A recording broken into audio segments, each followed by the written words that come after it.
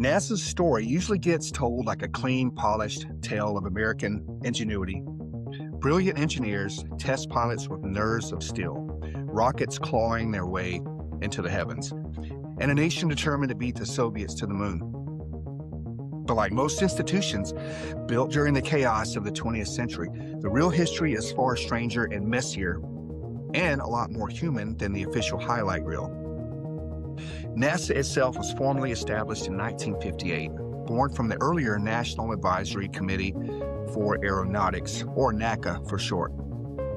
After the shock of Sputnik 1 launch sent the United States into a cold panic, the Soviet Union had put the first artificial satellite into orbit.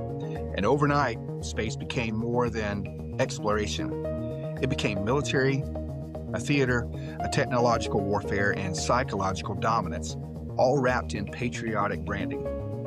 But NASA didn't emerge from a vacuum. Its roots were tangled in war, intelligence, and the ethically muddy aftermath of World War II.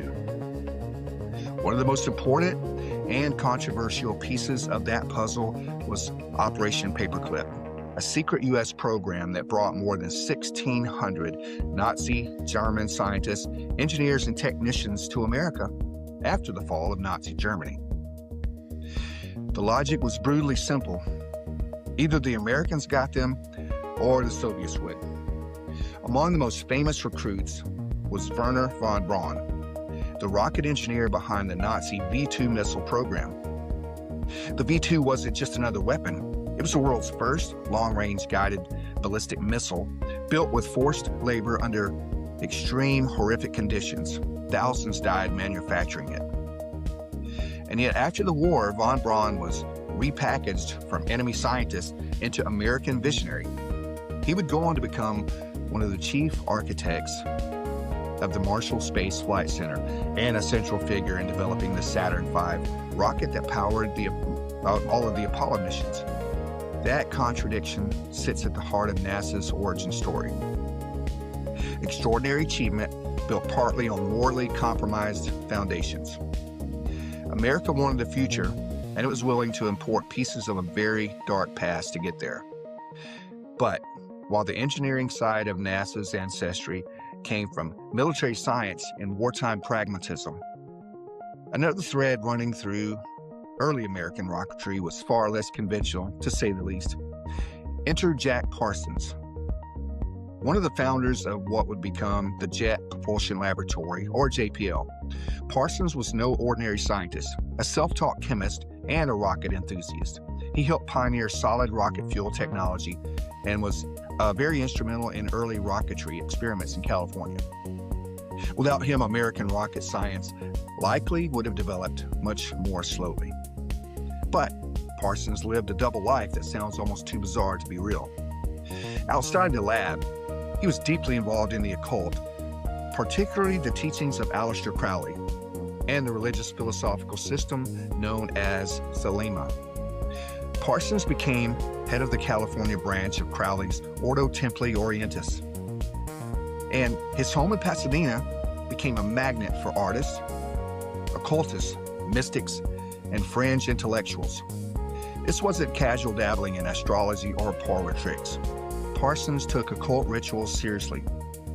One of the most famous episodes tied to him is the so-called Babylon Working, a series of ritual ceremonies conducted in 1946 with none other than L. Ron Hubbard, years before Hubbard founded the Church of Scientology. Parsons believed these rituals could help manifest a divine feminine entity or open a metaphysical gateway, depending on how literally you take his writings. Now, to be clear, there's no credible evidence that NASA as an institution adopted occult practices or was somehow spiritually guided by Parsons' beliefs. That's where the internet mythology tends to sprint way past the available facts. But it is historically true that one of America's early rocket pioneers was simultaneously developing propellants by day and conducting ceremonial magic by night. It's a strange detail, but history doesn't owe us simplicity. The same man who helped move humanity closer to the stars was also trying to summon archetypal forces from occult texts. That tension between hard science and mystical obsession is part of what makes this era so fascinating. It also feeds into why so many people see NASA as wrapped in symbolism. Look at the names chosen for missions and programs, and you'll immediately notice a pattern. Project Mercury, Gemini program, the Apollo program, Artemis program, even vehicles like Atlas and Titan. These aren't random labels. NASA and its predecessor agencies frequently drew from Greek and Roman mythology. Because those names conveyed ambition, they conveyed power, speed, wisdom, and celestial meaning. Mercury was the messenger god, fitting for America's first human spaceflight program. Gemini represented twins, appropriate for the two-man spacecraft that bridged the gap between Mercury and Apollo. The god associated with the sun, prophecy and knowledge, became the banner for moon exploration. Artemis, Apollo's twin sister in mythology, now fronts NASA's modern lunar return effort. This naming tradition isn't evidence of occult allegiance, for sure. It's mostly classical branding, the same reason companies and militaries have long borrowed from mythology. But symbolism matters, and institutions know it. Names, shapes, narratives, they create mythology around machinery. NASA wasn't just building rockets, it was selling civilization a story about destiny, transcendence, and humanity, reaching beyond itself. Even Egyptian themes show up occasionally, through less centrally, often through mission patches, symbolism, or broader aerospace culture, fascinated by ancient civilization imagery. The public imagination has long linked pyramids, stars, astronomy, and hidden knowledge. So naturally, those motifs drift into conspiracy culture surrounding NASA. Now add in Cold War secrecy, black budgets, classified aerospace projects, imported Nazi scientists, and an occultist, co-founder of JPL, and suddenly you have all of the ingredients for endless speculation. But the truth is already strange enough, without needing embellishment.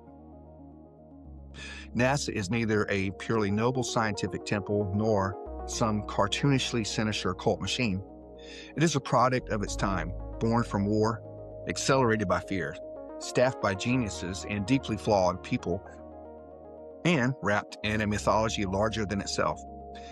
It carries the fingerprints of empire, propaganda, innovation, compromise, and genuine wonder all at once. And maybe that's what unsettles people the most. We like our institutions simple, heroes over here, villains over there, but NASA's origin is a collision of both. Former enemy scientists became national assets. Rocket pioneers mixed chemistry with mysticism. Military technology became moonshots. Ancient gods were used to name cutting-edge machines. Science and symbolism walked side by side, not because of some hidden cabal, but because humans have always dressed our biggest ambitions in myth, or so we think. We don't just build machines, we tell ourselves stories about what those machines mean. And few institutions embody that more than NASA. One foot planted in equations, the other standing in humanity's oldest instinct, to look up the night sky and imagine that reaching it might somehow explain us. Thanks again, guys, for coming on today.